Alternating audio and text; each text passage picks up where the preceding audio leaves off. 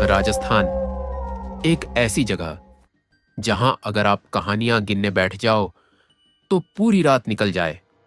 कभी भानगढ़, कभी कुलधरा। और अगर आपको सच में भूतों की तलाश है तो यकीन मानिए, राजस्थान से बेहतर जगह शायद ही कोई हो। लेकिन अगर आप भूतों से छुटकारा पाना चाहते हो तो आपको जाना पड़ेगा मेहंदीपुर बालाजी मंदिर, क्योंकि लोग कहते हैं वहां सिर्फ भगवान नहीं, सब कुछ होता है। आज जो कहानी मैं आपको बताने जा रहा हूं वो एक शादी की कहानी है। लेकिन अजीब बात यह है कि इस कहानी का दूल्हा दुल्हन से कोई लेना देना नहीं है। माहौल खुशियों से भरा हुआ था। शहनाइयां बज रही थीं, रोशनी से पूरा महल चमक रहा था। लेकिन उसी खुशी के बीच कुछ ऐसा छुपा था जो पिछले 30 साल से इंतजार कर रहा था। कहानी शुरू होती है अमेरिका से। एक लड़का था आर्यन, अमेरिका में रहता था। अच्छी जॉब, अच्छी लाइफ, और सबसे बड़ी बात, भूत प्रेत, आत्मा, इन सब पर उसे जर्रा भी भरोसा नहीं था। उसके लिए यह सब सिर्फ फिल्मों और कहानियों तक सीमित था। एक दिन काम से लौटते वक्त उसके फोन पर कॉल आती है। कॉलर आईडी पर नाम था राहुल, बचपन का दोस्त। फोन उठाते ही आवाज आई, भाई मेरी शादी है कुछ दिनों में, फ्लाइट टिकट भेज दिए हैं, जयपुर में पूरा महल बुक किया है, तू अपने मम्मी पापा को भी लेकर आ। आर्यन के माता पिता उस समय अमेरिका में नहीं थे, तो वो अकेले ही निकल पड़ा। उसे क्या पता था कि ये राजस्थान की यात्रा उसकी जिंदगी की सबसे डरावनी यात्रा बनने वाली है। एयरपोर्ट पर उसे लेने आए उसके 3 पुराने दोस्त। राज ऑस्ट्रेलिया में रहता था, राहुल लंदन में, और गीता राजस्थान में ही, एक बहुत बड़ी इंटीरियर डिजाइनर। चारों बचपन से साथ पढ़े थे।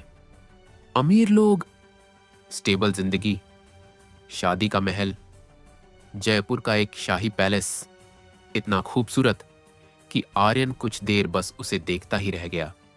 मन में सोचा, अगर कभी शादी करूंगा तो यहीं। रात को संगीत का फंक्शन खत्म हुआ।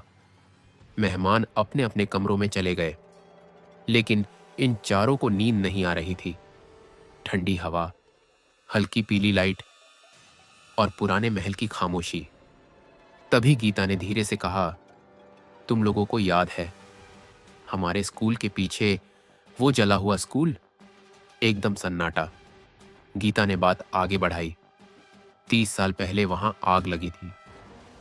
एक टीचर अंदर ही जलकर मर गई थी। तब से लोग कहते हैं जो भी वहां से गुजरता है उसे दरवाजा पीटने की आवाज आती है। और फिर गीता की आवाज बदल गई, दरवाजा खोल दो, मैं 30 साल से फंसी हूं। आर्यन हंस पड़ा, यह सब बकवास है, अमेरिका में हम इन चीजों पर भरोसा नहीं करते। तभी राज बोला, कुणाल याद है? वो आखिरी इंसान था जो उस जगह के आसपास जाता था। आज वो पागल है, बस उसी जगह के पास घूमता रहता है। अब डर हवा में घुल चुका था। तभी आर्यन ने कहा, ये सब बकवास है यार, सिर्फ अफवाहें हैं। अब भी तुम लोग इन बातों पर विश्वास करते हो? तभी गीता बोली, अगर इतना ही सच नहीं है तो जाकर दिखा। है हिम्मत अकेले जाने की? आर्यन बोला, तुम लोग डरते होगे, मैं नहीं, चलो अभी चलते हैं। यह सुनकर राहुल ने मना कर दिया और कहा, अरे नहीं यार, रात बहुत हो गई है, कभी और चलेंगे। लेकिन तभी आर्यन, राज और गीता तीनों जिद करने लगे। वे बोले, यार चलो ना, आज वैसे भी बोर हो रहे हैं, बाद में फिर समय नहीं मिलेगा, सब अपने अपने कामों में लग जाएंगे, और काफी समय से हमने वो स्कूल देखा भी नहीं है।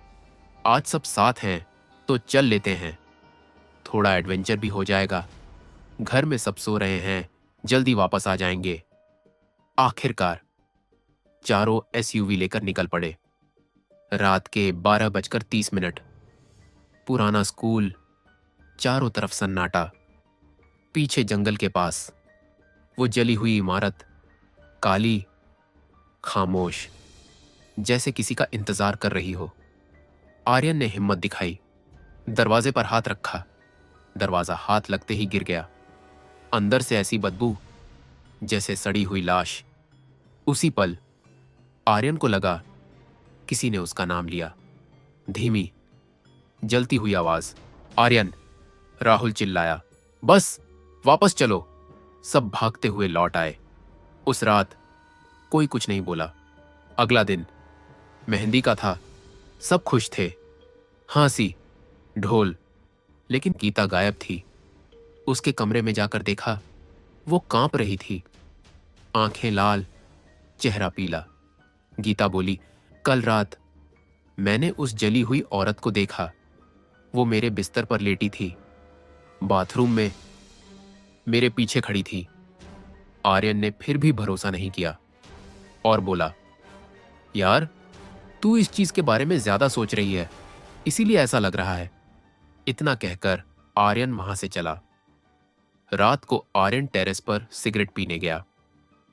लिफ्ट में वही बदबू, पीछे किसी के होने का एहसास।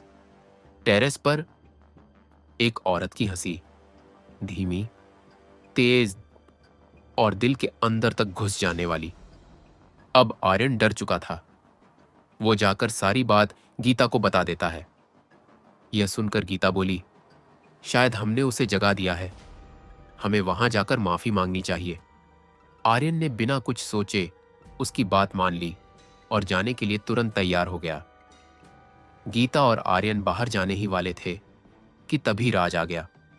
उसने पूछा, क्या हुआ? तुम दोनों इतने डरे हुए क्यों लग रहे हो? तभी आर्यन और गीता ने उसे सारी बात बता दी और कहा, हम वहां जा रहे हैं, तुम भी चल। राज बोला, नहीं, मुझे थोड़ा काम है, तुम दोनों ही जाओ। वैसे भी मजाक तुम दोनों ने ही उड़ाया था, तो माफी भी तुम्हें ही मांगनी होगी। शायद सब ठीक हो जाए। तुम दोनों जाओ और जल्दी वापस आ जाना। रात 2:30 आर्यन और गीता दोबारा उस जली हुई इमारत पहुंचे। आर्यन हाथ जोड़कर माफी मांग रहा था। तभी गीता हंसी, लेकिन वो गीता नहीं थी। उसकी आवाज बदल गई। मैं वही औरत हूं जो यहां जली थी 30 साल से। मुझे इंसानी खून चाहिए। तभी आर्यन समझ गया कि वो गीता नहीं है। और गीता की भारी, डरावनी आवाज में उसने कहा, मैं तेरी दोस्त को भी मार दूंगी और उसके साथ साथ तुझे भी। उसने आर्यन का गला दबा दिया। अचानक धड़ाम, दरवाजा टूटा। सामने राज और राहुल दिखाई दिए। आर्यन बेहोश हो गया। आर्यन की आंख खुली। वो कार में था। गीता बांधी हुई थी। सामने मेहंदीपुर बालाजी मंदिर। वहां गीता अजीब अजीब आवाजों में चिल्ला रही थी। अब आर्यन को पूरा यकीन हो गया था कि इस सब में कुछ तो गड़बड़ है। सुबह होते होते गीता ठीक हो गई और इसके बाद सभी दोस्तों ने शादी को अच्छे से एंजॉय किया। हालांकि जो कुछ भी उनके साथ हुआ था, उसका सच सिर्फ उन चारों को ही पता था। उस वक्त उन्होंने इसके बारे में किसी और से कुछ भी नहीं कहा। रिसेप्शन के बाद उन्होंने आर्यन को आखिरी गिफ्ट दिया।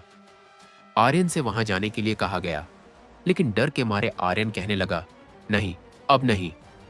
सबने उसे समझाया कि उसे कुछ भी नहीं होगा। आखिरकार आर्यन मान गया, लेकिन पूरे रास्ते वह डरता डरता चलता रहा। और वहां पहुंचकर उसने जो देखा, स्कूल जेसीबी से तोड़ी जा रही थी।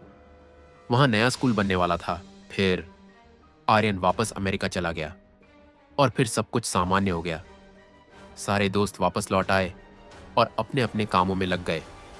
कुछ महीने बाद फोन आया। गीता ने बताया, नए स्कूल में एक बच्चे की लाश मिली।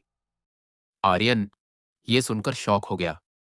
लोग कहते हैं रात को एक टीचर घूमती है जो बच्चों को मारती है। अब वो जगह फिर से एक भूतिया स्कूल बन चुकी थी।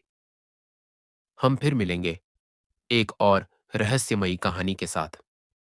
आपको ये वीडियो पसंद आया हो तो लाइक और सब्सक्राइब करना मत भूलिए।